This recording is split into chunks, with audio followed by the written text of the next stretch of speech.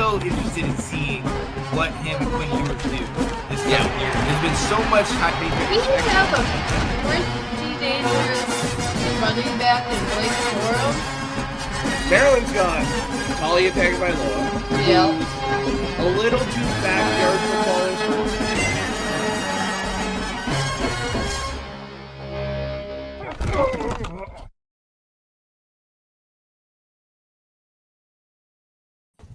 What is going on, ladies and gentlemen? It is your boy, Sean Spencer, one half of that dynamic duo that is Let's Talk Football. And as you know, ladies and gentlemen, the week is almost over, but it's the best part of the week. It's Saturday, baby. Saturday. So you know that means college football is right around the corner, 2 hours away to the opening kickoffs on some amazing games. But look, ladies and gentlemen, whenever I'm on a Let's Talk Football show, I'm never by myself. I got the people with me.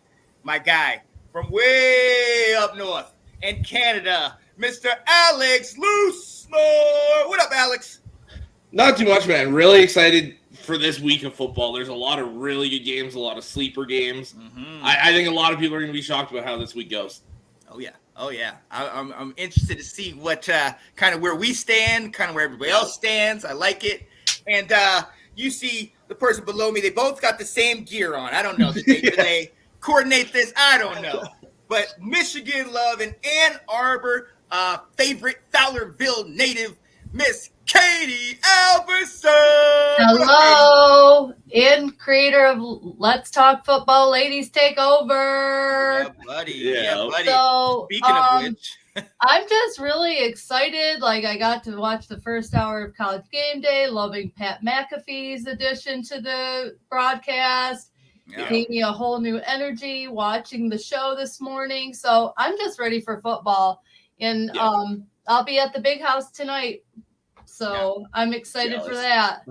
Exciting. Yeah, hey, you talked about, like, look, college football is back. Let's talk about that. I mean, we're all used to Lee Corso. We talked about this a little bit before. Pat McAfee will be coming on for the majority of the show, but Alex, Lee Corso's not done. He'll still have the head changes, like the mascot thing. Yeah, so from my understanding, what I saw of it is Pat McAfee's going to kind of carry that role for the majority of the show. And then when it comes time for the picks, they're still going to bring Corso on to do the headgear pick and kind of let him have that moment that he's had for so long and everyone loves seeing. So yeah, I think it's good for what they're doing. Mm-hmm. And Pat McAfee's going to bring that excitement back in. Oh, absolutely. I love his energy and his vibe. Oh, yeah. Ladies and gentlemen, Pat McAfee is one of those guys that you just like, you get hyped being around him. And if you don't know, ladies and gentlemen, for all my wrestling fans out there, he is on WWE SmackDown on Friday nights. He's been in matches. He's live and in charge. He is crazy. I love what he has. I already saw him jumping off of boats into the water and all this stuff. I mean, it's he's everywhere, man. Like, really I don't know how that guy has all the time for everything he does. Like, it's insane. Yeah, absolutely. Oh, his he's just vibrant, and he gives you that, like, I've drank 5 cups of coffee in the morning feel. Yeah. And I love that about him. Nothing's worse than a dull sports reporter and broadcaster. Oh, yeah. Yeah, he definitely brought a lot of that energy, and a lot of us didn't really know it. I mean, he was a punter in the league, a kicker like that, so when he came out and you're like, who is this guy? But I mean, he definitely parlayed all of that into a great podcast, turned into a show, obviously with WWE doing things, and now with College Game Day. So shout out to him. I absolutely love that. Shout out to Ash, one of the other members of the Lady Takeover, saying I love Pat. And buddy, the Iowa natives. Yep. This shall be a game. Iowa State's offense, Iowa's defense, and special teams. But we will dive into that. Trust me, Ash, we're hoping for a more exciting game than a week ago. Let's let's start right there. But look, like I said, college football is back. We had a couple of games, not as many as we had a week ago, but we had a couple of games last night on our Friday night recap. And I'm going to start with the early game, Louisville, UCF in a close game that came down to the wire. Alex, I'm going to come to you first. Malik Cunningham of Louisville looked okay. It was rough early. And UCF jumped out, got 14 points early, but kind of got shut down. What do you think about this one, man? Yeah, for me, the big thing was it was nice to see, even though he struggled early again, it was nice to see Cunningham bounce back. He had all like 200 yards passing, 100 yards rushing. Yep. Just typical Malik Cunningham, almost Lamar Jackson-esque vibes from Louisville. And it was nice to see him finally start putting points on the board. It was interesting to see UCF kind of choke and fall apart. Right. But like, especially from somebody like Gus Malzahn that's coached at the big time, like Auburn. Exactly. It is a step below, whether people like it or not. It is a step from the SEC to where he's at now. Is that step down? But it's interesting to see that he couldn't help them keep that lead. Yeah. And I mean, like, look, Kate, he went up 14-7 going into the half. Like Alex alluded to, Malik didn't look great, but that second half, 13 unanswered points by Louisville, and they held them off late. Should we be worried about UCF, or did Louisville, or are they just having a good year? Louisville's having a good year. I thought they played very well in the second half, and knowing that there was a scoreless second half from UCF just goes to show that they need work. Yeah. And I definitely feel like there's a lot of kinks to be worked out in that team. I just thought it was funny how cocky they looked at first and how humbled they looked by the end of that game. Oh, yeah. So you can come out explosive, but a coach makes halftime adjustments, comes out with a different game plan after seeing UCF's offense and defense. He made the right adjustments, and he came out and he showed that they could win. Yeah. So absolutely. Don't be cocky. Don't be too cocky. Yeah. Well, hey. On any given Saturday. Or if you're cocky, back it up. Yeah, exactly. And their players were just like showboating in that first half, and when they got that lead, and it can be knocked down to size. You can have huge leads or just a lead, and that lead can be taken away in any given Saturday, Friday night on college football game day. Yeah. You definitely it's a two half ball game. You definitely have to do just like the season. You can have a great early first half of the season, like a couple teams we're going to talk about, and then obviously fall off later down the year. So it's going to be interesting. But I want us to bring our attention to one play that happened in this game late in the game. UCF driving down the field on Louisville, trying to go in there and potentially tie and take the lead. And then there was a very controversial play. I'm going to bring it up. We're going to talk about it and see. This is late in the game. UCF is driving. Was it a touchdown or was it an interception?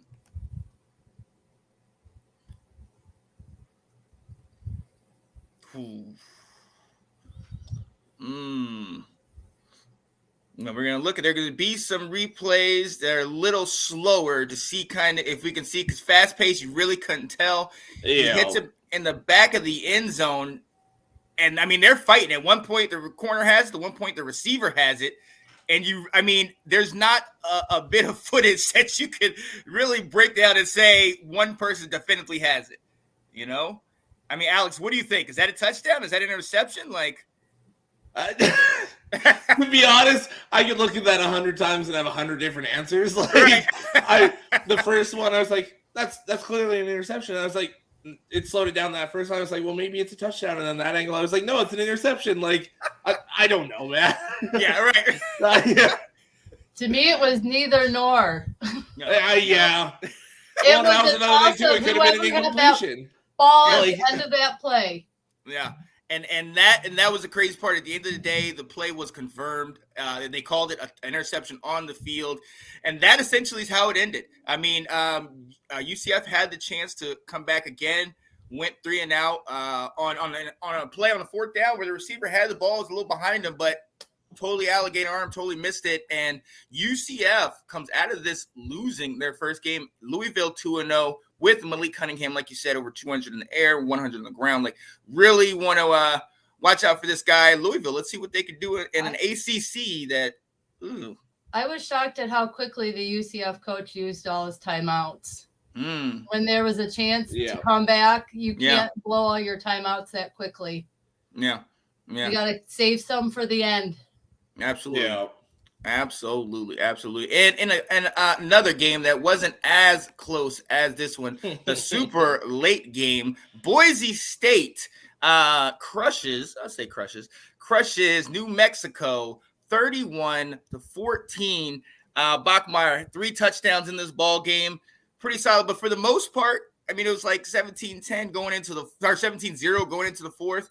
New Mexico kind of played up a little late, but Kate, is there anything in this game that you saw that kind of impressed you? No, not really, because New Mexico looked like they were sleeping half the game. Wasn't as strong of a performance that I thought they could have had, but Boise State's a great football program, so it was what it was. Yeah. And look, Hank Bachmeier. It was bland.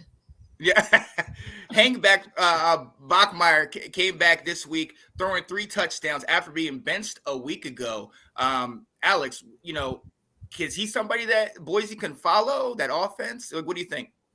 I mean, we're going to have to see because, like you said, last week he was benched. This week comes out, has a great game. It is New Mexico, though. Unfortunately, that's not the best sample. Yeah. So it's going to take another week or two, I think, to see if this is truly your guy. Because to me, realistically, they should have done more. Boise State's a much better team than New Mexico is. Absolutely. And, and look, I know everybody gets on it. Hey, the blue field's hard to play. They were playing at New Mexico. So, that New Mexico... blue field drives me crazy. I really can't watch it. It makes me like almost dizzy. It can be hard on the eyes sometimes. Right. Absolutely. Yeah. I can't watch their field. Hilarious. So if they're home, I'm not watching. I can dig it. Well, look, they have the W in this one. Like I said, New Mexico for most of this game did not look like they looked lethargic. They were not really doing much. I mean, they get sacked like 2 or 3 of the plays on the drive. So we'll see. I mean, now New Mexico is 1-1. But they blew out Maine a week ago, so I don't know that I can really. Can we really gauge first week games based on how they're going to be the rest of the season? Because most teams depends on the matchup. Very true. So you have a point, Kate. You have a point because a lot of these are preseason games in that week 1. But then again, you sometimes get a big time matchup like you had Utah, Florida, or Florida State, LSU. You know what I mean? Ohio State, Notre Dame. Right. Or what we expected out of Oregon and Georgia. Moving on, ladies and gentlemen, let's come into today's games, the Saturday games. There is so many different games on the docket, but we're just going to touch on a few of the marquee matchups that I'm going to bring up. Obviously, the number 1 ranked team, Alabama, going to Texas for the first time in years. And years. Roll Tide. It shall be interesting. Number 16, Arkansas playing Beamer and South Carolina. We'll see what Spencer Rattler can do. Vandy undefeated, going for 3-0 for the first time since 2019. Going up against number 23 Wake Forest with Sam Hartman back. Ooh. Northwestern and Duke, both winners, and UNC. Playing Georgia State. Listen, I'm going to start there, ladies and gentlemen. You know where I stand. My Tar Heels. Last week was one of the hardest games to watch in my entire life. I was with my parents in North Carolina, and at one point, it's 41-21. My dad is like, there it is. Put him to bed. Goes down to the grill. By the time he comes back, it's tied up, and he's like, what happened? I was like, you came back in-house. That's what happened. Right? You should have just stayed where you were. We were good. I actually told that to my mom. I was like, Mom, stay out there. Don't come back in. It's not because of me. She's like, it's not because of me. They just scored when you were out there. Stay out there. I'm not superstitious. I'm a little stitious. Let's see. Oh, I can be too. But listen, Drake May, obviously, he's the guy. He's the heir apparent. Sam Howell definitely, was excited to see what he did. 24-36 for 352 and 4 TDs a week ago. 29-37 for 294 and 5 TDs against FAMU. over 600 yards total, 9 TDs. But the best part about it, goose egg when it comes to interceptions. He's being good with the ball. He's efficient. He's moving it. Look, our offense is one of the top offenses in the country, bar none. We did all that a week ago without Josh Downs, our stud wide receiver. So I love that. I'm Tar Heels. Yeah. But I can't, in all good faith, sit here and rant and rave when our defense gives up 61 flipping points, 40 points. Yes, I blanked it out, but I still said it. 40 points in the fourth quarter. The fourth quarter. Lady, oh my goodness gracious. And look, to be honest, we got saved by the first 2-point conversion where the receiver misjudged it. The second 2-point conversion where the quarterback should have ran it in, but the biggest play, Nesbitt, scores a touchdown on a onside kick return. If you go down, the game's over. That's a rookie mistake, a freshman mistake, but go down. That's all I got to say. That's all I got to say. What did you guys see? I know, look, Georgia State is not, they've given Auburn a little trouble last year, but I'm not. Is this an upset or can I be safe today? You're safe. Yeah, you're safe today, especially with that clarity you have at the quarterback position. Like Drake May is a dog. Like this guy can ball. Yes. It is so fun to watch him play. We'll see what Mac Brown adjusts the game for you in your Tar Heels today, because I think he's going to make a lot of adjustments after seeing that fourth quarter last week. I think he has to. Yeah, he absolutely has to. And you know what it is? I mean, look, we came up against FAMU, and all the talk was they didn't have all their players. So, I think, and we saw in the first half of that game, it was like 24-17, and then we come into the first half of this gun, we're doing great. And then again, fall asleep in the, or this time fall asleep in the second half and give up all those points.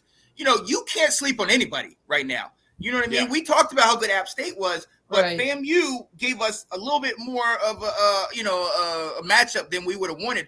So I'm not sleeping on Georgia State, but that offense is elite in my opinion, at least up to this point. Let's just say week 1 is for getting out the cobwebs, seeing how your team adjusts and plays versus other opponents, not just each other in scrimmages.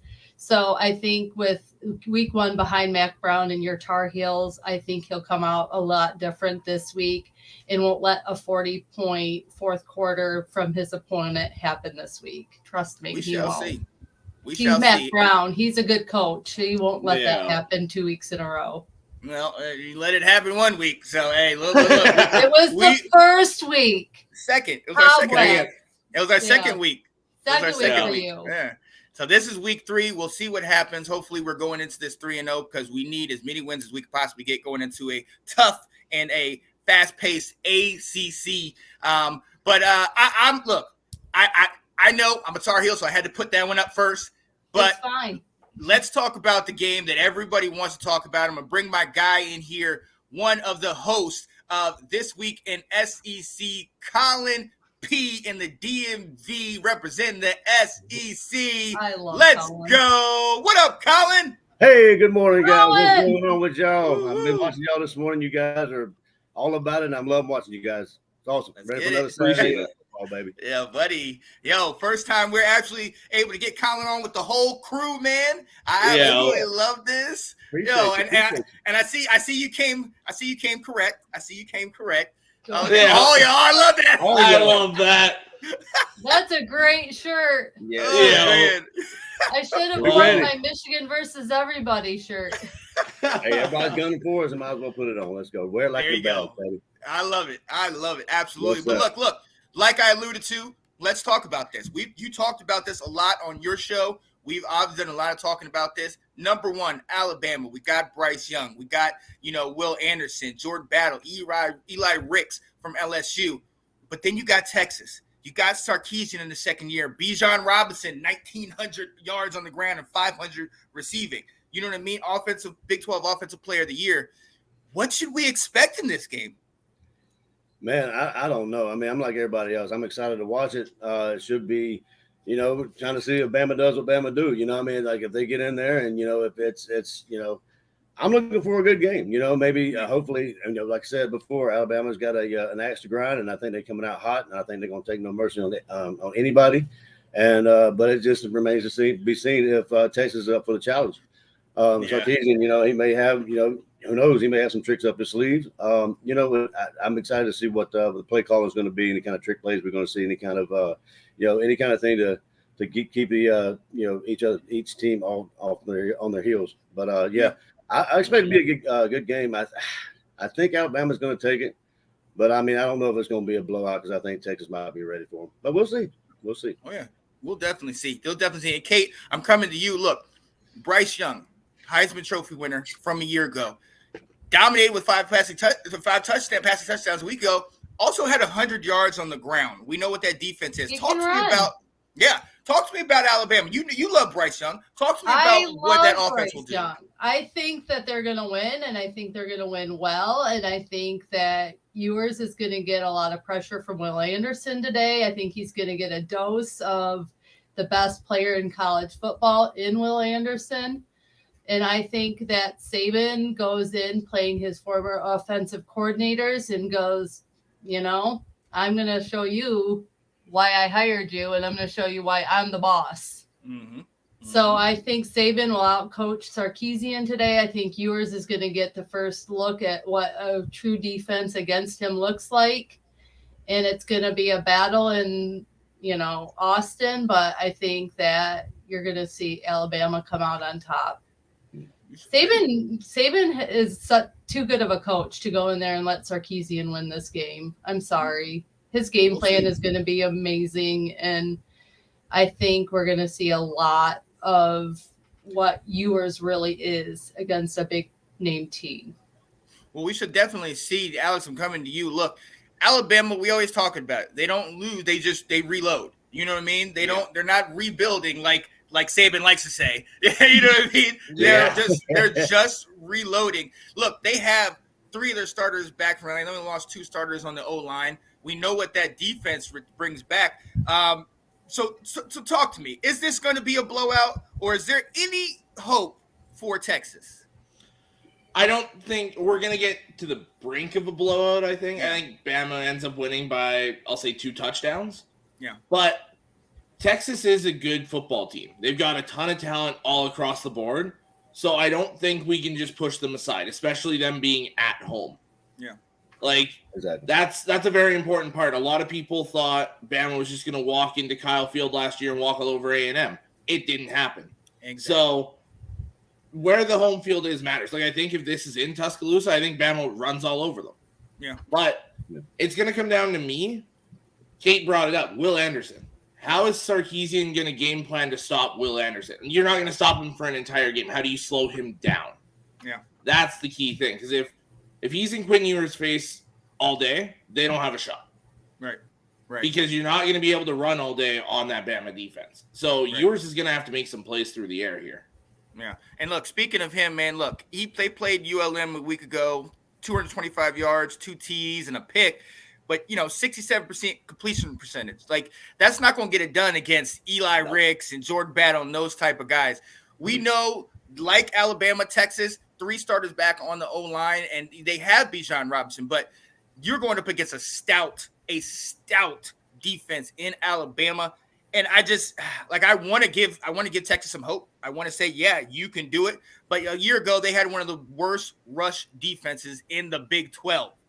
Not in the country, in the Big 12. So if you got one of the worst rush defenses, you're coming up against an Alabama team with, like I said before, their quarterback running for over 100 yards, albeit Utah State, Texas, show me something. I want you to look two guys on that Texas D that might have big games today. DeMarvion Overshone had 8 tackles, 2 for loss against ULM, and Byron Sirwell, 6 tackles, a sack and a half, and 2 tackles for loss. These are 2 guys that I think are going to have a game in what might not be as close of a game, but I think they will definitely shine. We're giving Texas some hope. We're trying to, but Alabama is just Alabama. And hey, Colin, talk about what does Alabama do? Alabama does what Alabama do. They does what they do. Hey, Alabama does what Alabama do. So absolutely, they always find a way, bro. I have a feeling that Alabama's going to hook some horns and take the horns down. We shall see. Speaking on that, don't mean to interrupt there, but I mean, you saw the articles and stuff about the horns down and all that kind of stuff. I guess the interview or the guy asked Saban on the I guess his press conference or whatever, what he had talked to his players about the horns down and that kind of stuff, and I guess he was kind of played dumb, or did he not really know? I mean, like what that entailed, and what kind of that meant.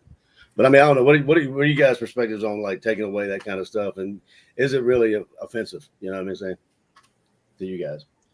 No, as a Michigan fan, we're used to Ohio State coming, like they'll come onto campus and block out every M and every M on their campus and stuff like that. Like to me, that's the college right? part of college football. Yeah. It takes it to the extreme at a certain point. When you go and vandalize your opponent's stadium or do some stuff like that, then I'm like, okay, dude, that's not right, because this is bigger than you. This is more about the people that are putting together this stadium and want to see it. That I'm not okay with. But I mean, look, when you do like horns down, when you do like Oklahoma and Ohio State, when he's swinging the flags and stomping on the men, I mean, that's college football. Yeah, Gators, all that. That's college football. So I don't think horns down is not that big of a deal. But who knows? I don't know. Maybe they really are into it. But look, we got to move on, Colin. While we have you on here, let's stay in the SEC.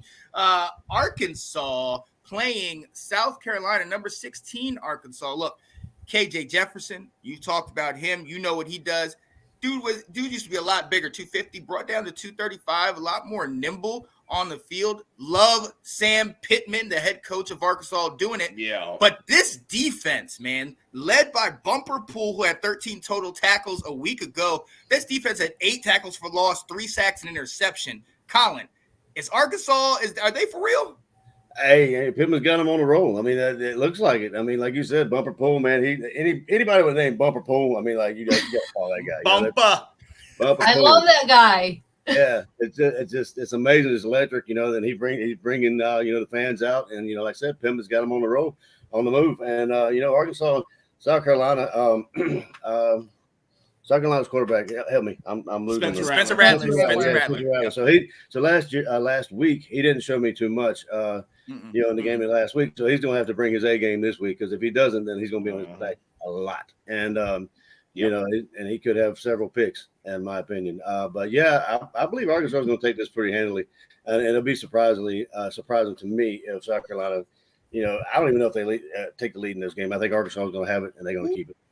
Wow. Okay. I like it. Bold words. I like that, SEC. Look, I mean, Spencer Rattler. Hey, you mentioned it. Spencer Rattler is somebody that's been hyped. We know about him in Oklahoma a year ago, and now apparently he came over here thinking he can have it. Beamer is kind of working with him, but I wasn't impressed. I wasn't impressed last week. The 2 interceptions, 23 of 37? Like, he really did not look that great.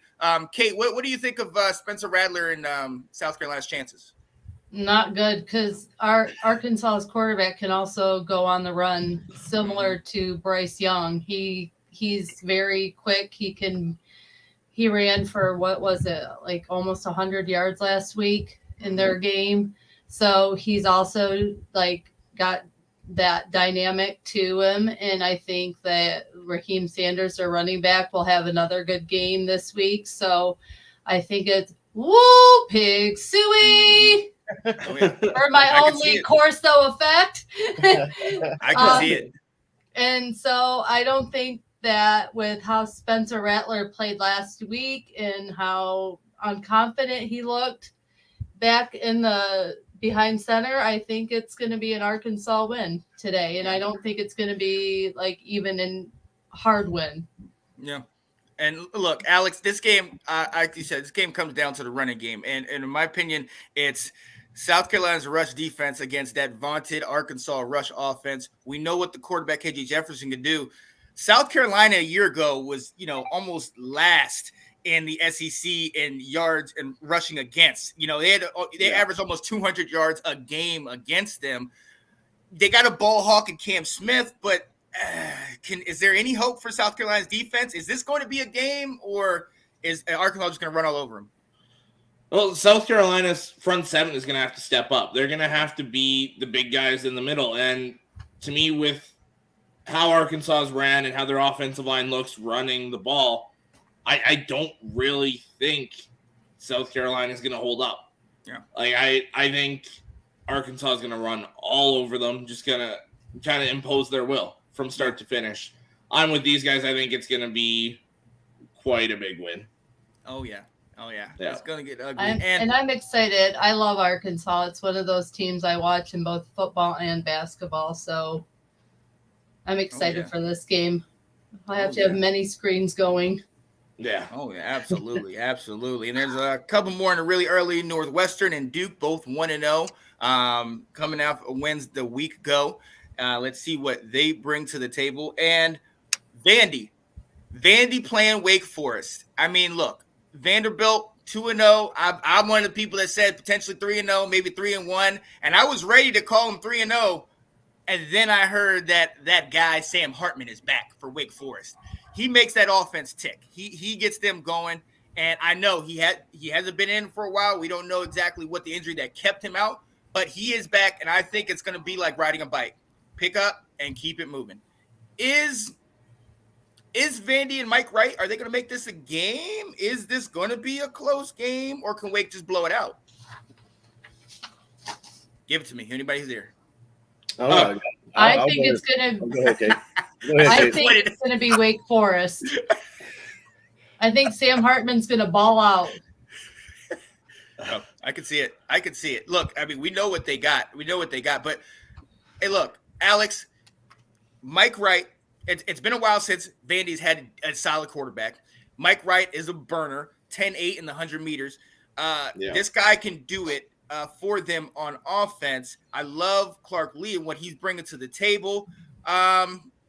Look, Wake is solid. We know what they bring. They struggled a little bit, but they still dominate against VMI. So is this going to be a closer game than people are expecting? I think it is, just because there's still a lot of people that are down on Vanderbilt. Yeah. And this is a much better Vanderbilt team than we're used to seeing. Yeah. They've played way better off the start. I made the joke to somebody earlier this week that Vanderbilt normally wins only 2-3 games a year, and they're already at 2. So, but this is a different team. It'll be interesting to see Sam Hartman, because there might be some rust there. Yeah. That's another thing to look at too. He might come in and he might ball out, or he might come in the first couple drives, throws a pick or 3 and out, or just struggles to find that rhythm early. So this is an interesting game to keep your eye on for sure.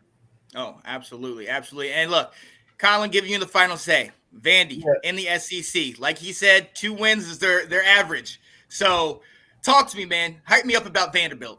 Hey, I mean, you said it. I mean, like, honestly, I wasn't even laughing when you said they would start 3-0. I mean, like, honestly, we talked several times about Mike Wright, but you mentioned the fact that Pittman's back, or who's the quarterback? I'm sorry, for Wake Forest. Hartman. Yes, Hartman. Hartman. So Hartman's back, so that would throw a little bit of a wrench in it. But at the same point, I mean, the last 2 games they played, Vandy played Elon, and then Wake played VMI. So those really 2 games weren't really a test for those teams, really, in the grand scheme of things. But if you look at Vanderbilt, their first 2 games, they put up over 100 points. I mean, like, 65 points. Yeah. Then they've been scoring at will. But I mean, look at the opponents. I mean, that does play a little bit of a part of it. But it'll definitely be a difference when Sam Hartman's in there for Wake. But I do still see Mike Wright, showing his behind again, and playing the way he's capable of playing. And it all comes down to, I mean, I'm not saying this is going to be a shootout, but it probably could turn out to be. Because with the 2 quarterbacks, depending on how the defenses are, and I'm looking for a good game. I don't think it's going to be a blowout by any stretch by Wake Forest. I think Vanderbilt, if Wake Forest does win, Vanderbilt's going to be there. They're going to be they're going to be seen. They'll be shown up. Oh, absolutely. Yep, absolutely. Great point. And look, I like I've told you, I've been talking about this all off season. I had them going 4-0 until Hartman came back. But even in this is a game that's not going to be decided till the second half, probably the fourth quarter.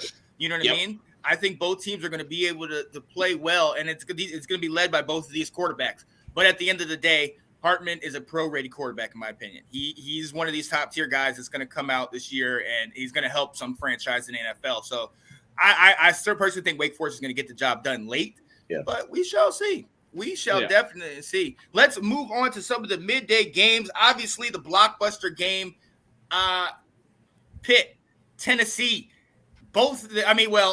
Pitt had a solid matchup in the backyard brawl a week ago where they pulled it out on an interception late in the game. One of the best games of the season thus far already. Tennessee, the first play, Ball State did a flea flicker and it got intercepted. So Tennessee really hasn't had, much competition, but Heupel, Hendon Hooker, they got that fast-paced offense, and Colin, they could beat anybody in the country. What kind of game will we see Tennessee and Pitt? Yeah, I mean, in my opinion, this might be an evenly matched game. In my opinion, I mean, but it just depends on how.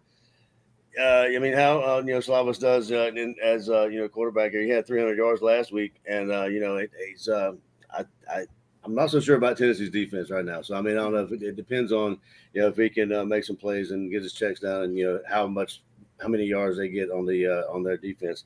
But I think it's going to be an evenly matched game. I mean, I don't think it's going to be like a blowout. I don't think it's going to be. I mean, maybe a touchdown, maybe a field goal even.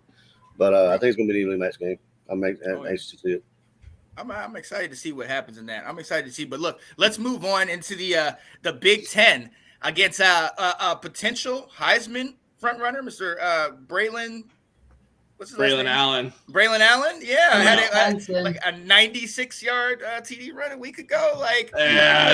He's legit. Yeah, number 19, Wisconsin plays Washington State, and ladies and gentlemen, Washington State, pay attention.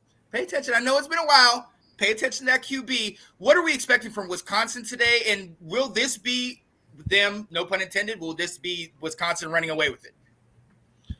To me, I think so. Yeah. I think while Washington State has the potential to be electric with that quarterback and can move the ball all over the field and score at will, Wisconsin always has a top 10 defense. They're always right up there with the elite defenses in the country. Braylon Allen, that offensive line, I don't know if Washington State's defense is going to be able to stop Wisconsin's offense from imposing their will. Yeah, absolutely. So we will definitely see. I mean, Big Ten, Pac-12.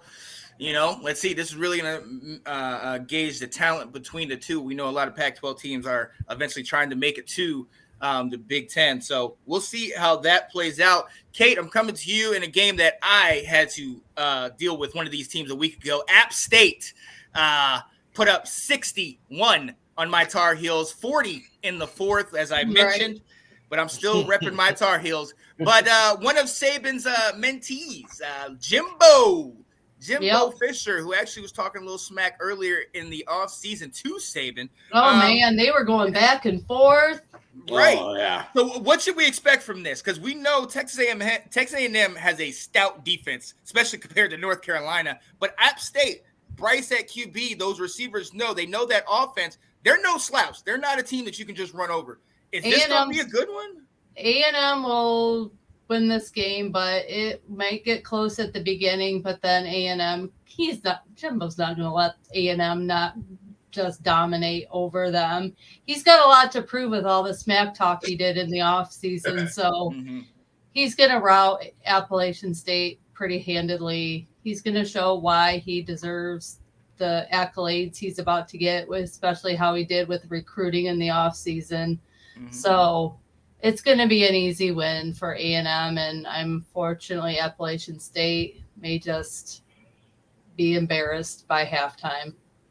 Wow. I had a different opinion on that one. Right. Well, yeah. Well, I mean, talk to me, Alex. What do you think, man?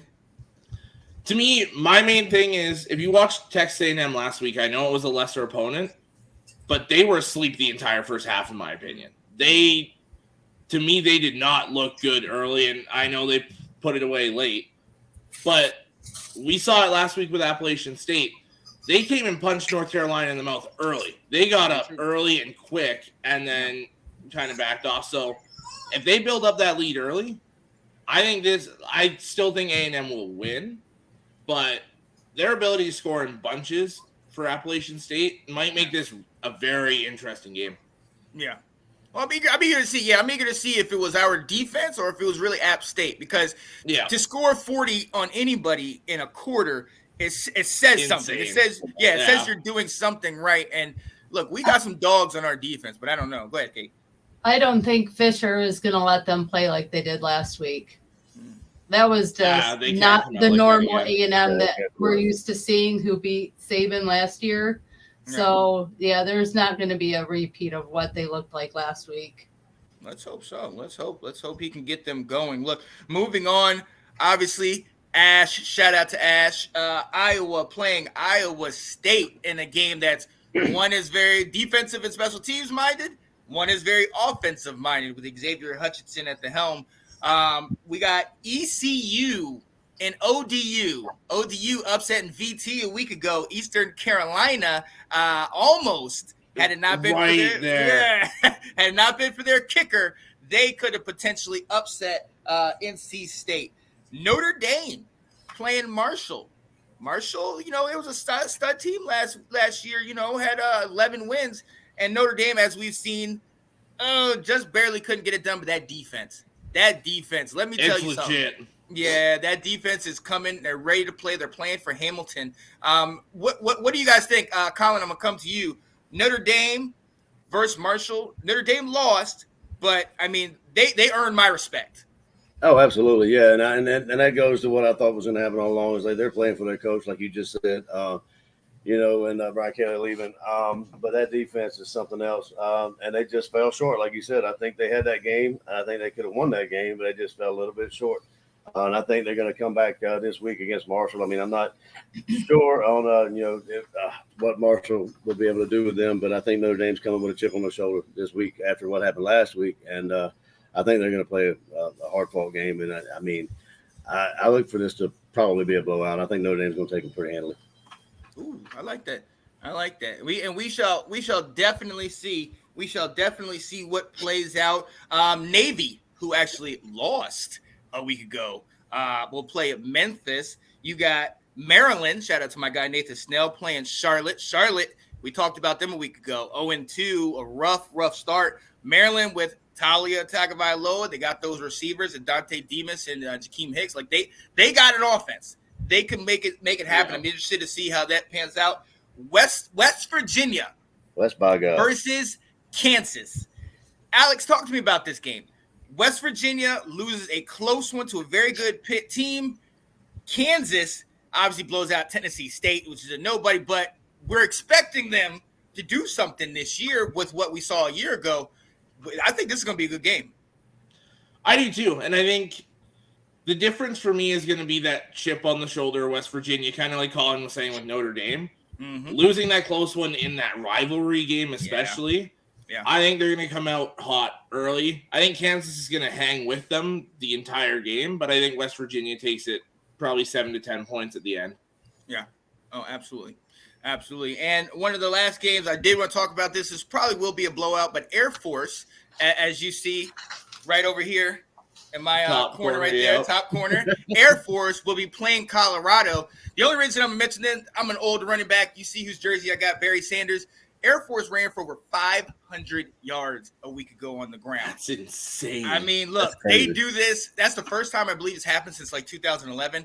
Air Force has got that talent. They got the ability. So, I mean, be perfectly honest, I think this is going to happen. Colorado really didn't show me anything a week ago. So I think Air Force is going to run away with this. But let's see if they can continue that dominant running game. We know what they do. So that should be interesting. That should be very interesting. I got to get with these banners. I didn't know I had the Pitt Tennessee game still up. But look, let's we have to move on. We have to move on. You know what? Let's take a quick little dance break.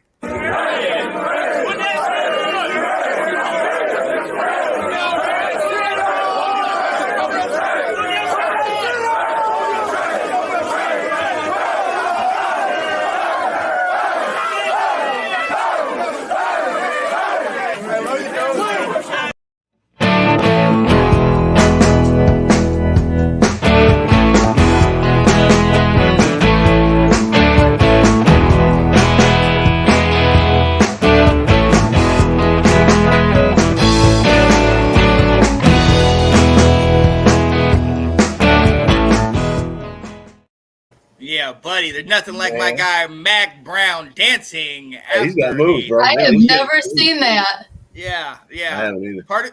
Part of me That's likes the first time I've seen that, Sean. Hey, part of me likes it. Part of me is like, bro, you gave up 40 in the fourth. What are you dancing for, buddy?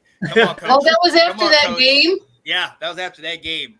So absolutely, Alex. I think Alex is frozen. Let me see if we can get him back in here. So I'm gonna come right into the night games, this big time matchup. I got my SEC guy here, so I have to start with the 7:00 game, Florida versus Kentucky. We got you back. Was that too much excitement for you? Was that too apparently. Mac froze my computer. We didn't say he was going to do the one move. He was just saying he was going to Sean, you need to teach your coach some dance moves. Background did it, man. Hey, he's got those moves. Right, hey, put up 63. We could talk. We're good. We're good. You can do whatever you want. Look, I'm bringing it in right now. Obviously, coming to my SEC guy, Florida versus Kentucky. I mentioned it earlier. Florida at one point had like 31 straight victories over Kentucky, but in the last 4 years, they've won 2 of the last 4. And Kentucky's got the W from a year ago with Stoops at the helm. We know Rodriguez is not going to be playing, but they still got Will Levis. They still got a defense. Talk to me about Kentucky, Florida. What are you expecting?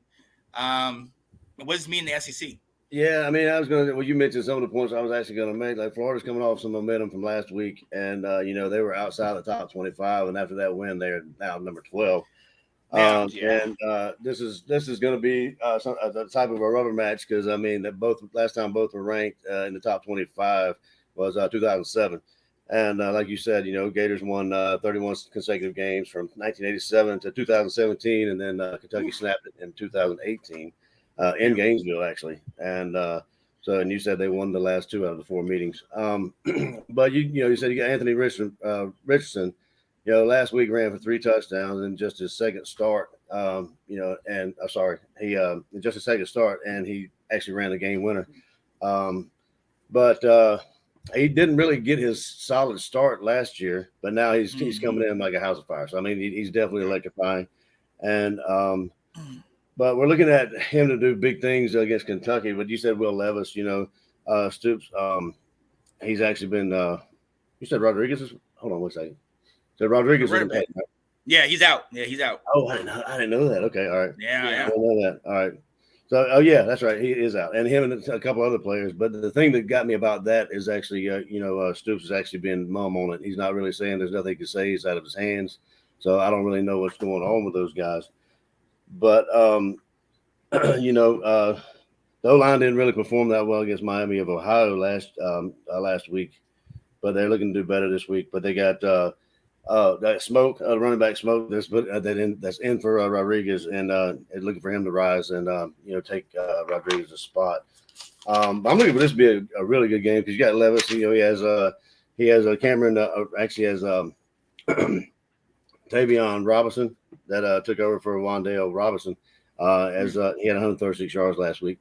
But I'm looking for this to be a good game. I think this is definitely going to be a rubber match, and it's going to be fun to watch. I think both Levis and Richardson, but it's going to be in the swamp, so it's going to be a hype time. I think Kentucky's got a good time. I mean, a good time to play the Gators. I mean, I don't know. We'll see what happens.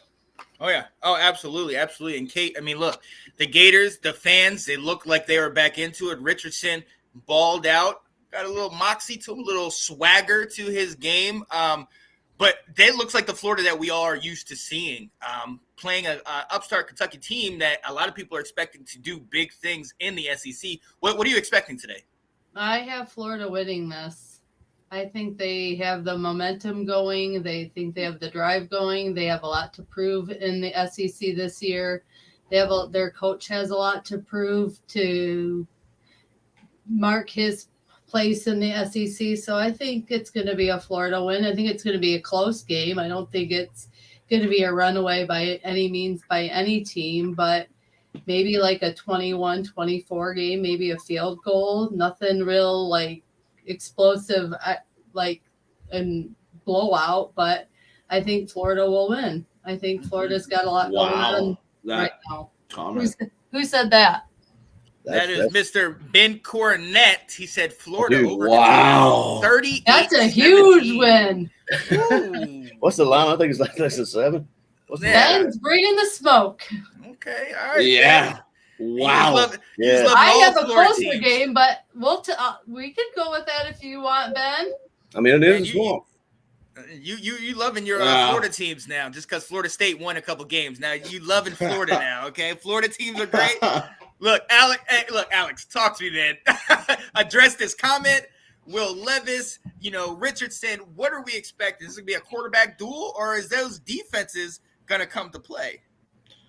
To me, it's kind of a tough one because it's two very good quarterbacks, two guys that, if you're looking draft time next year, are going to be mid to high first round picks, in my opinion. Yeah. So it's two very good quarterbacks, two very good football teams across the board. Conference game at home, I've got Florida winning. I don't know that I've got them by 21 points. Yeah. I'll say Florida by like 10. Okay, yeah. I think I'm more with that. Look, we gotta give Florida their due, and we also gotta give Kentucky their due. These are two solid teams. Absolutely. Florida has a myriad of solid linebackers, led by Brenton Cox Jr., who had 10 tackles a week ago. Ventrell Miller had 9 tackles, and we already know Amar Burney, who was the one who made the game-winning play in the end zone. He had 7 total himself. Those 3 linebackers are running the show, and I think as long as they dominate in that middle, they can shut down that running attack without Rodriguez. No, I was going to say, and then that's testament to the defense. I always thought that. I always said that Florida's defense was going to be a lot better than they have been in years past. The previous years. But it looks like Napier's got them. The defensive coordinator's got them going. And that's the point. I think that's my next point to why I think Florida's going to get this one. Look, Billy Napier is a solid coach. We know what he did at Louisiana. We saw how he got them to W. Obviously, it was a close one late. He got them to W a week ago. Napier is the first coach in Florida history to start off their tenure with a top 10 victory. Urban Meyer didn't do it. Was it Spurrier didn't do it? This guy definitely, Billy Napier, he's got them guys fired up. He's teaching these guys about physicality and has that high-paced offense with Richardson. I think that's a marriage that's really going to work out for them. I'm like you guys. I got it close. I don't have any of this 38-17 stuff. I can't. I think you guys. I think you two Michigan fans can agree with this comment, though. Yeah. That might be pushing it a little bit. But. Is that Ben? That's Ben. Yes, Ben, I'll be at that game, so I'll let you know what's going on. I might go live so you can see. Yeah, that game's definitely on my TV tonight for sure. Oh yeah, Ben. Thank you for being in your comments. Game of the day for me is Tennessee at Pittsburgh. This can go down to the last possession or even overtime. Ooh, yeah, I like that. I like that. And yes, thoughts on Quinn Ewers' hairdo? Don't even go mullet. That mullet. Did you guys see his car got towed last game? While they were playing, his car got towed. Wow. Oh my goodness. Who wants picks? Ben wants to see the picks from the game. I'll the big take house. Picks. I have good seats, so you'll get good picks. All right. Buddy, I can dig it.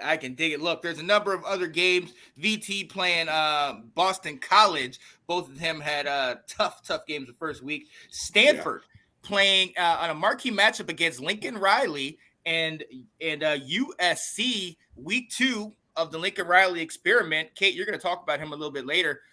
What are we expecting today? Is USC going to continue this dominant role, or are they going to come back to earth today? I think USC is going to just have a great season overall. I think Lincoln Riley's a very good coach and knows what he's doing, and he's got a great quarterback. He's got a great team.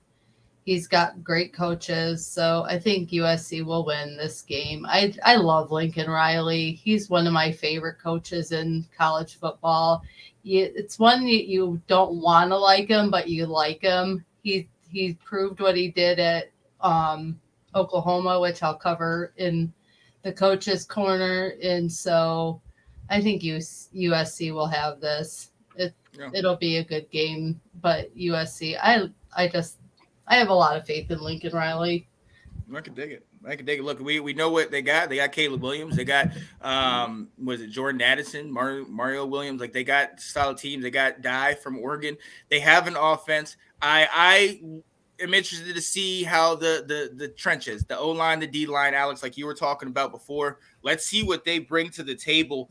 Speaking of trenches, Nebraska playing Georgia Southern in the Scott Frost can't sit down game. Like he's a little warm. He's a little warm under there. Let's see. Let's hopefully they get this. I'm eager to see as he walks out. I'm eager to see what Oregon does. And Oregon is going to try to play Eastern Washington. For those of you who don't know, Eastern Washington, the home of last year's should have been one of NFL MVPs, Mr. Cooper Kupp. Eastern Washington balls out. They like to throw the ball all around the field. What we saw a week ago is that Oregon, their secondary got torched by. There he is. Just, you want to talk about a beatdown, like right? Golly day, man. Man, Swiss cheese. So we'll see if they and Bo Nix and Lanning are able to bring them back. One game I want to talk about. Before that. Shout out to my guys, Oklahoma State. We saw what Spencer Sanders did a week ago, 300 yards of passing, two rushing touchdowns and 3 passing touchdowns, all in the first half. Second guy to do that's Patrick Mahomes. I thought that was great, but let's see what he does this week. He's going up against a 1-0 Arizona State team that's no slouch. I want to see if he continues because, Alex, like you and I talked about a week ago, Spencer Sanders is great one week, world beater, and then the next week it's like, who is this guy? Yeah, and it's going to be an interesting one, especially since we talked about that last week, because to me, Central Michigan and Arizona State, talent-wise, isn't that much different. They're kind of on that same level, if you ask me. So it's going to be interesting to see if he keeps up that otherworldly pace he was on last week, or if he kind of crashes back down to earth like he has shown. Yeah, it's gonna be definitely good to see. I'm very interested to see this. But the last game I want to talk about, number 21 BYU versus number 9 Baylor, in a game where the underdog isn't exactly the one that's ranked the highest. Kate, BYU is the favorite in this thing. Yep. Right, but they're without their 2 main wide receivers. What should we expect today? I think Baylor's gonna win. I believe the game is at Baylor. And Baylor fans BYU's at home. What? It's at BYU. So I think that Baylor has a lot to prove. They want to get back into the top 4. They want to get back into being that college football playoff team that's always on the cusp. So I think Baylor will win, even though BYU is doing really well. Like you said, they have some major players out. So I am going with Baylor on this one. I think they really will win this game. I don't know if it'll be a definite runaway game or like a blowout game or anything like that. It'll be like a 10-point win, if that. So we'll see. And any given Saturday, BYU might say, not in our house. Yeah. It'll be very interesting. It's going to be interesting because this is one of the top tier matches that a lot of people have been looking at. And I'm excited. I'm excited to see what happens. I want to see if BYU is for real. That quarterback is pretty solid. Here we go. Ben is saying, I'm with this one.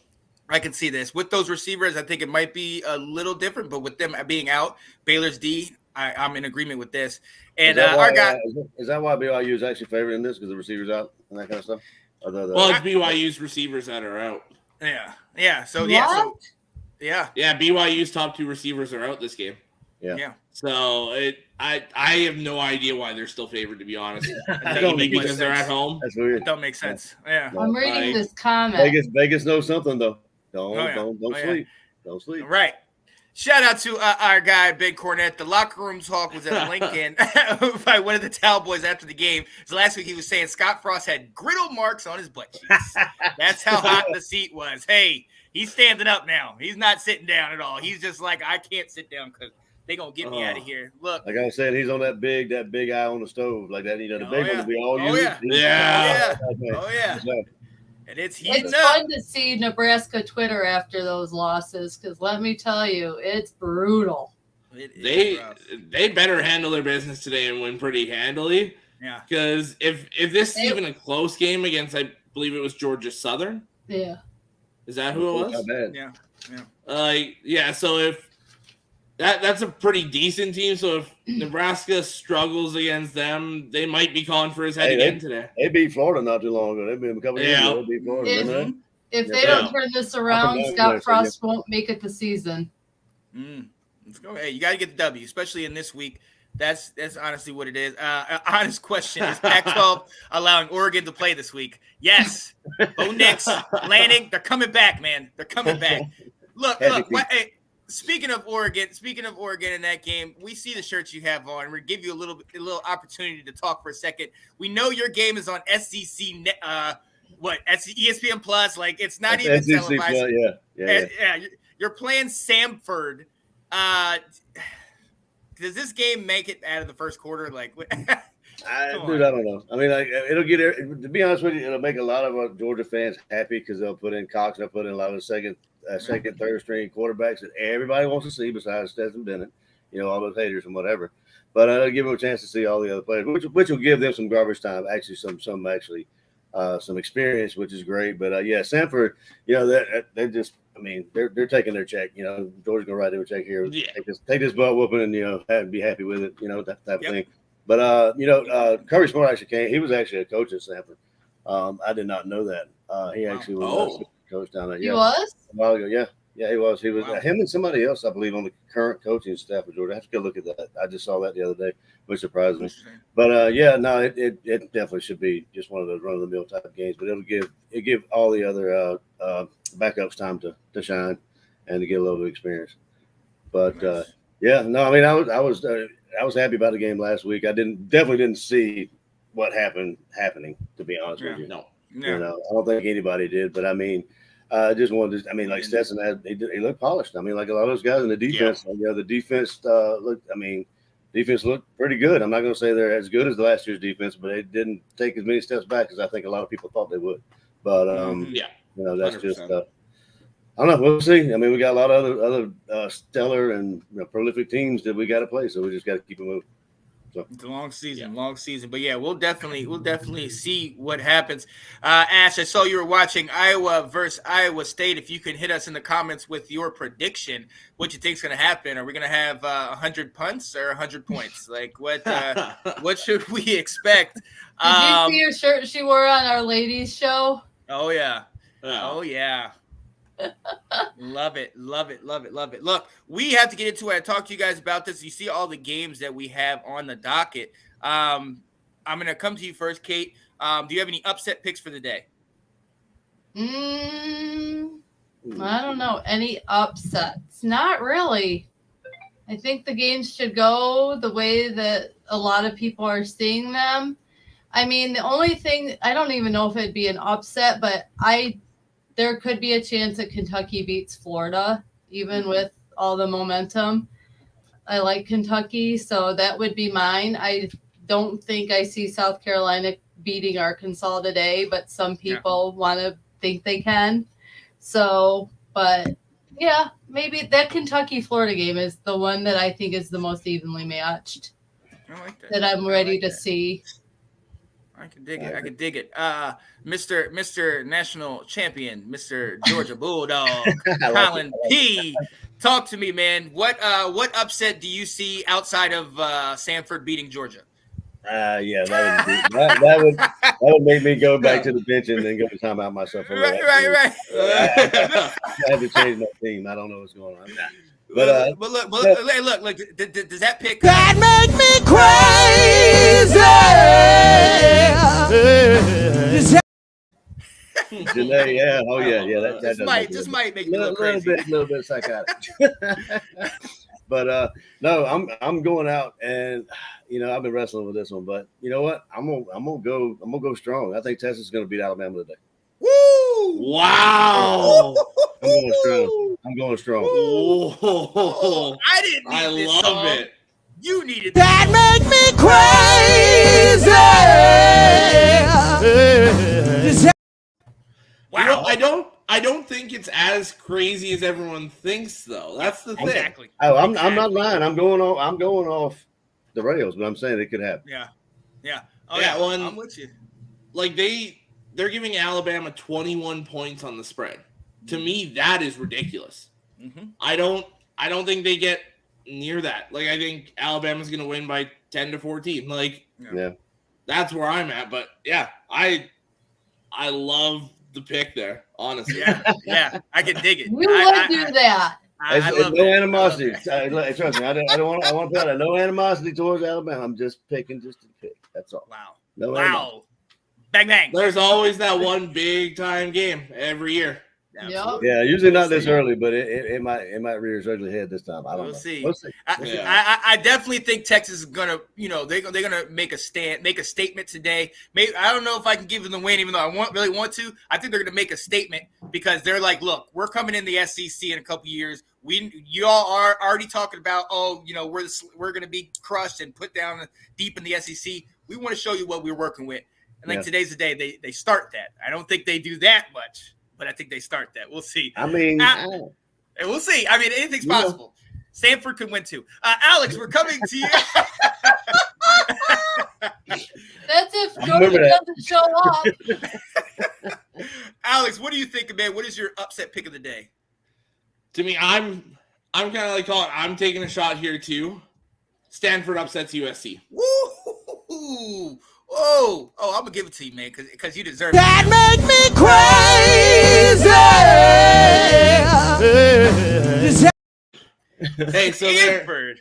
We all USC's going to Stanford. Yeah. Like we said, the trenches aren't too great for USC. Stanford always has good trench play. I could see this kind of like Stanford sealing it with a field goal at the end. Yeah. Ooh, I like that. Oh, I really like that. Look, I was going to go Appalachian State A&M until he went bold, and I was like, yeah, screw it, I'm doing it too. I like that dude too, man. That App State, ooh. I was thinking about that. I think A&M's got too much of it. I'm going Tennessee over Pitt. I think Pittsburgh played an amazing game a week ago, but I think it took a lot out of them. And I think that fast-paced offense of Tennessee is going to have them a Pitt on their heels all day long. I don't think they're going to be able to have a grinded-out game like they had against West Virginia. I think that air attack is going to really kind of take the top off. I think it's going to be close for a bit, but I think that Tennessee is going to get the upset. Ladies and gentlemen, let us know what your picks are. I need to address some of these comments. I asked Ash who's going to win the Iowa State game, and this is the best answer she gave me. An Iowa team will win today, guaranteed. Absolutely, Ash. Absolutely right. Hey, the university team will win. Hey, there you go. All I know is my fan base wanted the Iowa State coach for a while, so. That was one of the guys I was looking at if Harbaugh left. So. My upset pick is Virginia over Illinois and Champaign. Interesting. Okay, I like that. That's a good one. Is that an upset though? I think it is because it's in Champaign. Yeah. Okay. Brendan Armstrong for Virginia. I know they got a new coach, but Brendan Armstrong is a stud. Over 4,000 passing yards a year ago. And they got Dontavius Wicks, I believe, back from a year ago, and another one of their wide receivers, the Kentavian something, I can't think of his last name, but they're bringing back a potent offense. And this year, we've seen Illinois. Illinois has struggled. They have potential. We talked about it a week ago, Alex said.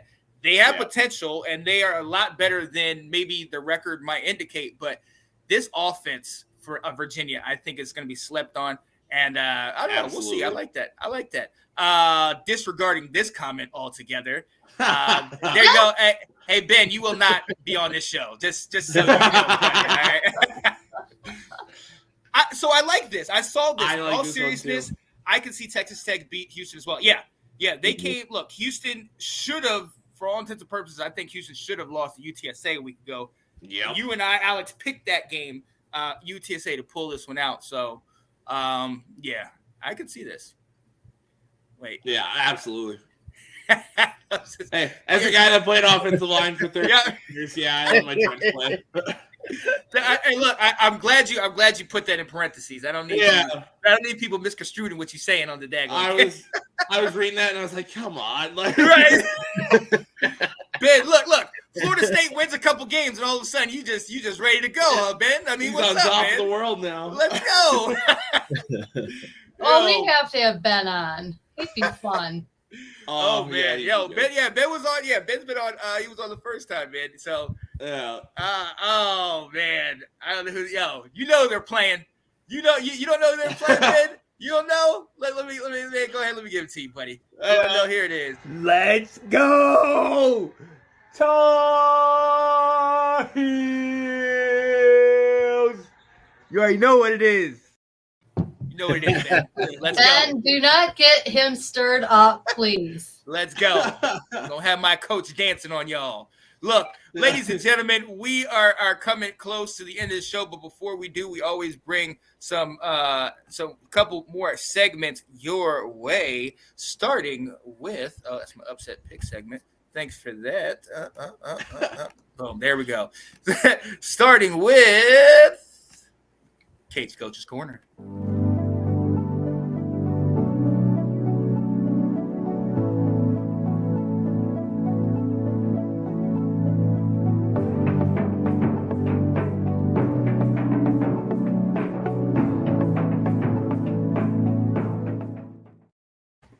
Yeah, buddy. Kate's Coach's Corner. Kate, who are you bringing us this week? I'm bringing to you Mr. Lincoln Riley, Mr. Flashy Man going from Oklahoma to USC.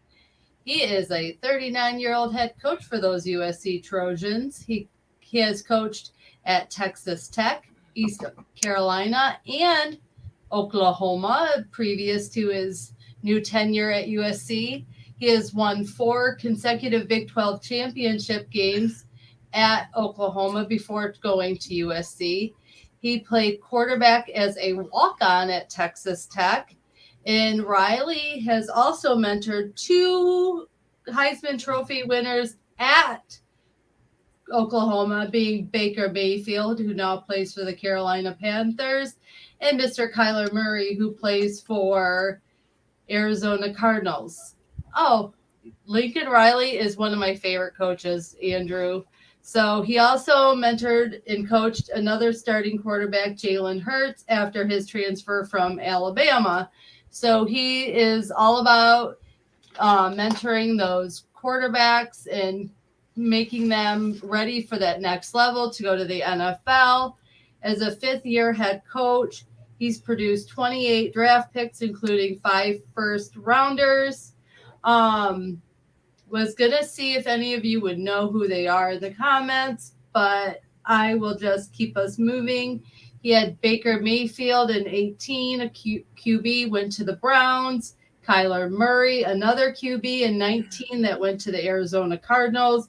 Marquise Brown in the 19 draft, wide receiver to the Ravens. Ash, you'll love this one. He produced CeeDee Lamb for your Cowboys in the 20 draft, and then Kenneth Murray again in the 20 NFL draft, and he went to the Chargers. He started out playing football at Muleshoe High School, and then he began his high school career, little did I know this, as a defensive end, because then he moved to his quarterback at his junior and senior years. In 2003, Riley became a student assistant under Mike Leach at Texas Tech, progressed to a graduate assistant, then receiver coach. After Leach was fired, Riley served 5 seasons as offensive coordinator at East Carolina University under Ruffin McNeil. And then when Bob Stoops decided to step down at Oklahoma, Riley was hired there to be the offensive coordinator at first, and then when he stepped down, he became the head coach. His first season, he went to the college football playoff. He won the Broyles Award for the top assistant coach, and then he was ranked 2nd in the CFP in his first season as head coach. In his first season as head coach, he did have Baker Mayfield as his starting quarterback. And we all know the lovely controversy that has stemmed from him going to the NFL. 3 consecutive seasons at 12-2, finished his tenure at Oklahoma 55-10. He's now 56-10 overall as a head coach. On November 28, 2021, he was named the head coach at USC, where he's currently 1-0. He graduated in 2006 from Texas Tech with a bachelor's degree in exercise and sports science. He's married with 2 daughters. His younger brother, Garrett Riley, is the offensive coordinator at TCU and previous running back coach at Appalachian State. So his family lineage is a lot about football. He's got a pretty good, extensive beginning career in football as a head coach. He did very well at Oklahoma. But the only thing that I was shocked to see, because I like to cover like community service, is that he's a little weak in that department. But anyway, Lincoln, I think, is a very impactful coach. I think he's going to do very well at USC. I think he will bring those USC Trojans to a national title, and I'm really excited to see what he does because there's high hopes for him at USC, and I can't wait to get him in my division, the Big Ten. Wait to get to the Blue Collar League, Mr. Lincoln Riley. But until then, that is Lincoln Riley. Yeah, buddy, and that was Kate's Coach's Corner.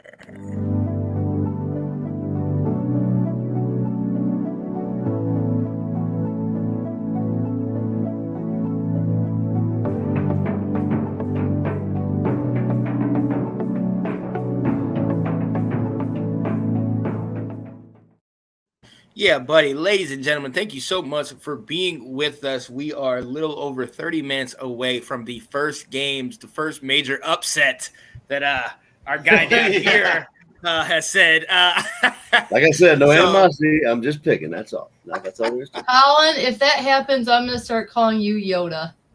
Oh, yeah? Wow. Hey, wow. the force is with me. It could happen. It could happen. I'm serious. You're going to be Yoda now if that happens. Hey, like we said, any given Saturday. That's Yep. right. Absolutely. That's what Hey, we gotta something can remember. beat us, right? Right, Smith?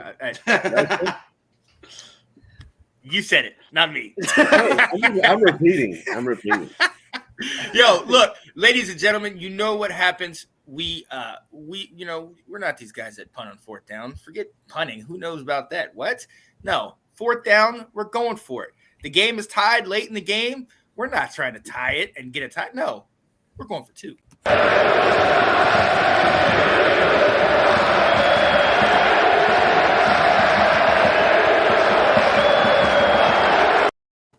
Yeah, buddy. We are going for 2, ladies and gentlemen, in the last little segment to give you a little something to take you on to your college football Saturday. So since you are our guest, Mr. Colin P. in the DMV from the SEC, talk to us. What is your going to for week 2? Or 3? Is it week 3? Actually, you know what? We had on our show on Monday, and we had the pleasure of Nathan Snell to come on. And he said something that actually resonated with me. You know, it is football season. It is college football season, NFL. You know, we're all fans of a certain team and whatever. We do have the rivals. We have all that kind of stuff. You know, and all banter, all that kind of stuff is all well and good, but just don't take it serious. You know, and it just, that's the biggest thing is like, you could have rivals or, that kind of stuff get way out of hand. Just be nice to people. Yeah. I mean, you can dig, but once you see that dig is going a little too, slowly roll a little bit, Yeah. But at the end of the day, we're all fans, of teams, and it's supposed to be bringing everybody together, not, tearing people apart. So, I mean, at the same point, as these sports seasons come along, the football season, what have you, just be mindful of that and, have fun. I mean, that's what it's meant for, right? Have fun rooting for your team and hanging out with your fellas. Absolutely. So Absolutely. I love that. I love that. Yeah, I'll go number 2. Yeah. Don't take it so personal. I mean, we're not getting paid from the university. We're not getting paid from any of these I ain't getting teams. no money. You getting money? I learned No. I learned a long time ago with Washington at that time, the Redskins, and I'm sitting here, my mom walking to me crying in a preseason game, and she's like, "You can't. This is ridiculous. This is stupid. What are you doing?" Because they're not paying you. They don't care. They don't care if you wear their stuff or not. They're still going to get paid. They're still going to do their thing. And now college, they're still going to get paid. And look, and especially in this field where we're reporting on it, whatever, like sometimes in life, the guy that you like, hey, Barry, a lot of people don't like Barry. Washington, a lot of people don't like Washington. And Tar Heels, we know how many people get on them. But I don't take it is what it is. You have your opinion, whatever. And even if I feel like you come to them, it doesn't matter. And they're not paying me. It's I love them, but whatever. Hey, it's not that serious. So taking it personal is not. You can't do that because it's gonna deter you from what you really trying to do, which is following these games, paying attention to these players and all the parity and all the different moves and everything that's going on. So just take it in, man. Keep it moving and enjoy the game, enjoy the day, enjoy football, enjoy the banter back and forth with people. Because I would much rather go back and forth with somebody that I, maybe is a little testy with me or whatever, than just not talk to anybody about it. Because I still want to talk this game. You know what I mean? You never know. You might learn something from somebody that's saying something that you might appear as negative, and it's like, oh snap! Well, they're actually trying to help me out. That's interesting. That's interesting. So that's what I love about our little group chat we have, that we can have fun commenting back and forth throughout the game day. Yeah, poke back and forth, have some fun with some people, and everyone realizes that we're just having fun with it. Like how Sean reminds me all the time how well MSU's done against our team the last few years. So, yeah. And I take it, and it's just, and I know that he's right. Yeah. We don't have one to stand on right now. It comes down to it. We're talking about working with people, and we're talking about being in this stuff. Like, you got to be in a situation where you could be able to work with people that are gonna, be in differing opinions, because at the grand scheme of it, it's the end game. It's the totals, the whole of it, as opposed to just the one or two little interactions. It's about making the good stuff. Making these shows, doing this type of stuff. Even if people look. My main show is with Janae Struther. She absolutely hates Washington. She gives me a hard time about it all the time. And a lot of times the stuff she says is for real. It's legit. But at the end of the day, it's football. Okay? I can turn this off just like everybody else. It's not that serious. It's not. So we got to make sure what we're doing is for the bigger picture. The bigger picture. Alex, I'm coming to you. What do you think? Going for 2, man. Oh, it's funny because I was on the same wavelength as him, so I'll switch it up. I'll go based off what we're seeing with Michigan here is kind of a message to the players and a message to the fans. The players first, you're fighting for your job every Saturday with that quarterback competition we're seeing in Michigan. You're always fighting for your job. If there's a better guy behind you and you're not holding up, they're going to take your spot. And when it comes to the fans, we know we have our players. We know there's certain players we like. Me personally, I like J.J. McCarthy better than Cade McNamara. But you don't throw in the towel just because McNamara is the guy, if that's the case, or root for your team because they're your team. Right. I like that. Kate, what do you got? Going to the game tonight at the Big House, I'm very excited to see what happens with this quarterback battle. Cade had his tryout last week, essentially, and JJ replaced him in the second half pretty much right away based on performance. And JJ gets his start tonight, his tryout tonight. So I'm excited to see what's going to happen in Ann Arbor tonight. Excited to see how well JJ comes out. It's been an interesting Twitter battle amongst our fan base. And it's been interesting to see. There's some people that are definite Cade fans, definite JJ fans. But in the end of the day, we got to support whoever our coach decides. It's the coach's decision. And I think so many times fans forget there is a coach that is getting paid really good money to do what he's doing and make the decisions he makes. And that they can't get mad at Harbaugh because he sees someone outperforming the next guy. So in the end of the day, just remember your head coach is your head coach. Respect him. and you may not agree with his decisions, but he's there for a reason. He's getting paid by the university for a reason. So I hope at the end of this competition, when we go into Connecticut next week, that the fans are going to respect Harbaugh and his decision, because that's another thing that drives me crazy is fans that just can't show respect to their head coach, and they need to do it more. Yeah. Yeah, definitely. We have that problem in some of our Georgia fan bases, which is kind of hard to see. You know, they just, well, you should play this guy. You should play this guy. You know, but hey, you're not the coach. I mean, you have your opinions. That's fine. You may like him. I mean, and just just for a simple example is Stetson. You know, they want all these other guys that haven't seen the grass. They haven't even taken a collegiate snap yet. Oh, well, he's better than Stetson ever could think of being. I mean, how are you going to say that kind of stuff? You've seen that. You have no sample size. You have nothing to base it on. You know, just because you like the national champion quarterback. Right. Exactly. A walk on. So I mean, his story's great. Don't get me wrong. You know, he's a 6-year senior. Like, he's old in college. Yeah. You know, he's an old man. But I mean, he's progressed really well, and you can see the progress. You know, but it's just amazing. To Kate's point is, like, you know, you have all these guys in these groups that are just barking because, I mean, they're keyboard warriors. Let's face it. You know, they're just talking to be talking. So, you know, I agree with you, Kate. Absolutely. Yeah, absolutely. What was the score that when McCarthy came in last week? Was it after halftime? It was after halftime, and in the first half, Jake Moody had to come out and kick 3 field goals, and very few point after touchdowns. In the second half, that's all Jake Moody was doing. That's all Jake Moody should be doing. And I mean, JJ was explosive in that second half, had the touchdown run. He is more explosive and more gutsy in the pocket. He's willing to run. Who was your main guy last year? Was it Cade? It was Cade. Cade started every game last year. And Cade did take us to go against your Dogs. But there is something special about JJ, and he's really proven himself after his injury. So he's come out, he's explosive. He showed the coach that, look, I think I deserve just as an equal chance to Cade to be the starter. So was he a freshman last year? Was he JJ was a true freshman last year, yeah. Is that why he didn't get the start? He didn't start ever last year. Well, he wasn't ready last year. There was a lot of those.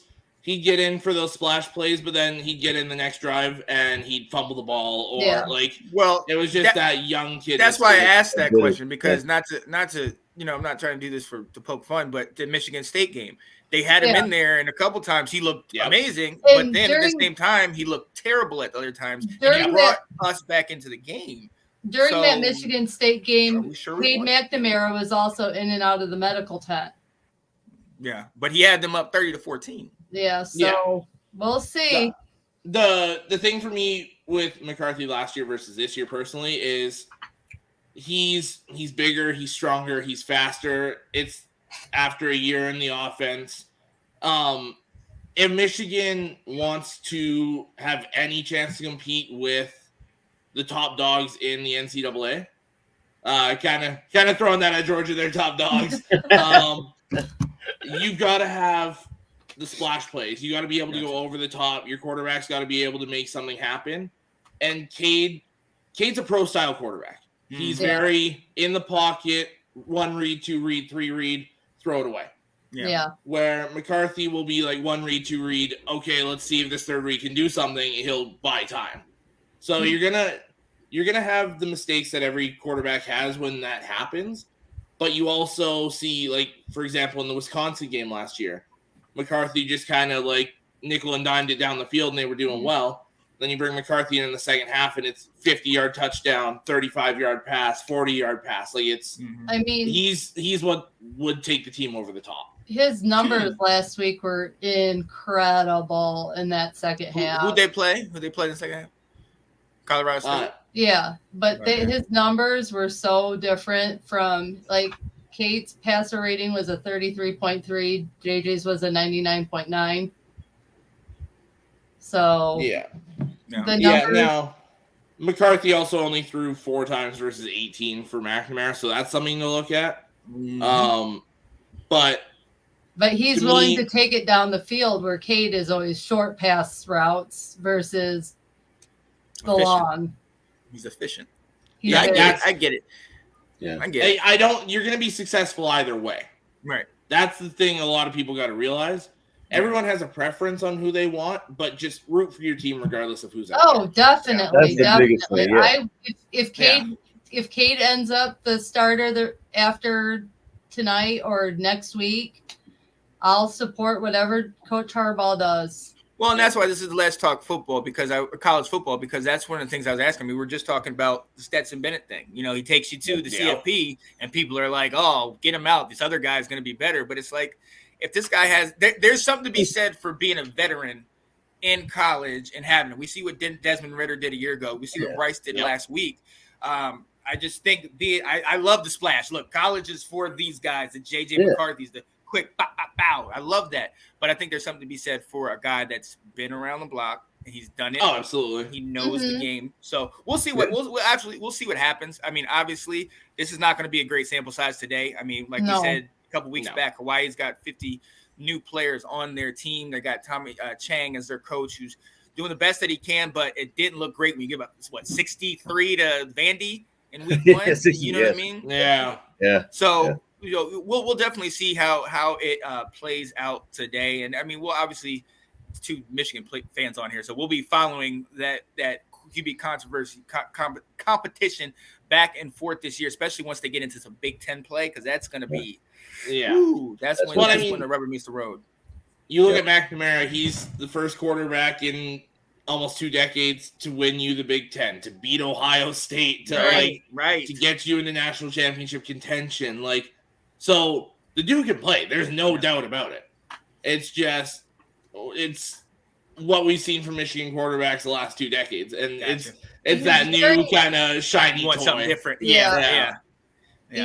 He's very standard to like a Shea Patterson, and where Shea wasn't willing to take those risks as well. So we'll see. Respect. We'll see if the young stud, as a lot of people are calling him in Michigan, comes out tonight and proves that he should be the starter. We'll see.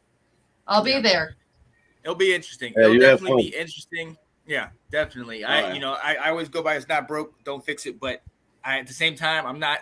You guys dive into. You are big fans of this. I'm kind of on the outside looking in. I'm like, I got Drake May, yay! So, he's right up there with some of those other guys too. Right, so. right. But And I may or may not have put on footage that I wanted the other guy. So, Yeah. you know what I mean? Hindsight is definitely 2020. But Yes, look, it if is. it's not broke, don't fix it. You know, Yeah. whatever can get you back to the dance. But again, this ain't the same team from a year ago. You had Absolutely. 2 top, first round picks that were absolutely legitimate, including 1 number 2 pick in the draft. So, that is off the team. So we're gonna see. We're gonna see how it plays out. We are 100%. just under 30 minutes away from the opening starts. The upset pick that my guy, Mr. Colin P., shocked us with Texas upsetting Alabama. We shall see. We shall definitely see. Does Lincoln Riley take the L? Does North Carolina give up 40 again in the 4th? All this stuff. We will definitely see. Still early. Whoever put that last comment, yes. Man, what a nice problem to have. Absolutely. Instead of who do we have to play at quarterback, it's like, okay, who can we play at these important positions? Exactly. Right. It's and nice. I like that. He also brought in a true freshman last year for a few snaps last week. So we He got looked some good, depth, too. and we have some really big recruits coming in this week. So Harbaugh's going to want to make sure everything looks pretty. Yeah. Oh, absolutely. Absolutely. All right, ladies and gentlemen, we are going to go ahead and let you go, let you get your food ready, let you get your snacks ready, let you get whatever drinks you need to get, and get ready for those upcoming games, those first games of the day. Like we said, Alabama, Texas, Arkansas, South Carolina, Wake, Vandy, UNC, Georgia State, Northwestern Duke, just to name a few of the noon games that are right around the corner. Look, pay attention, enjoy it, watch it. We will be watching it, and we will be back a week from now, giving you a little something. I got to check in with Alex and Kate. I know you're working. I got to check with Alex, potentially Colin, Ben. I'm going to do a little update potentially on Tuesday to recap some of these I'll be games. And so we'll figure out, get a little look at how we're looking. Let's go Sun Devils. Ooh. Okay. Who's that? I can dig That's it. Sid, right? That was Sid. Is it? Yeah. Yeah. I I was like, he's an ASU fan, so. Hey. All y'all can text me at halftime and let me know how crazy I was on this Alabama case. Oh, I can't wait, man. I can't wait. I hope I'm telling you that you're right. That's exactly. what I'm- Same here. Absolutely. chaos. I am definitely hoping for that. I am definitely hoping for that. All right, ladies and gentlemen, we're going to bring you out on a good note because we're in a good mood. We hope you have a great day. Happy College Football Saturday, people.